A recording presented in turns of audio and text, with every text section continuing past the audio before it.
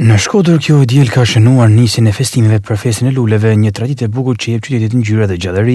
Festimet do të zgjasin për 4 ditë, duke kulmuar me 6 maj me një program të pasur aktivitetesh për të gjitha moshat. Sipas organizatorëve, kjo festë përfshin një sër aktivitetesh që nis nga më të vegjëlit e deri tek të rriturit, duke krijuar një atmosferë festive në çdo cep të qytetit. Ndërkohë pjesëmarrësit shprehin se Lule shumë ngjyrëshe japin një jetë Shkodrës, ndërsa rrugët dhe hapësirat publike mbushur me energji pozitive dhe vizitorë të shumtë. Duke marrë parasysh suksesin e vitit kalum, këtë vit pritshmëritë kanë qenë shumë më të larta dhe me sa duket i tej kaluar që në ditën e parë.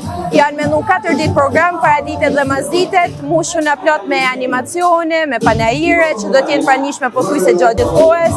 Janë të menu me 2 pedonalet kryesore të Shkodrës, pedonalja këtu pra në sheshi Kafja Madhe dhe Gjuha Dolit, të mbushur në plot me fëmijë, po ashtu hapësina për të tanë të rinj. Është krejt kënaqësi që ne si çdo vit jena pjesë edhe këtë vit e festivalit Luleve, se kështu do të quhet festival, me shumë ngjyra, me shumë atmosferë, është një emocion, është përgjegjësi e madhe, edhe sigurisht jena mundu me prezantu më të mirën tonë, disa mënyra të ndryshme, e kompozimeve e tjerë. Festa duket shumë mirë, atmosfera shumë e bukur, njerëzit kanë interes, dhe Shkodra është e Luleve.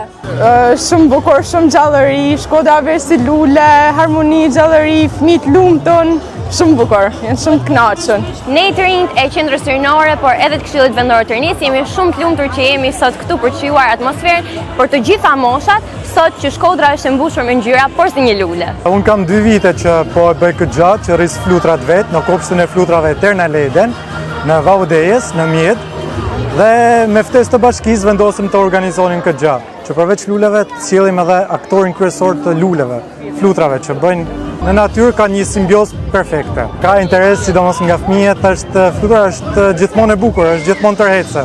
Natyra është gjithmonë tërheqëse.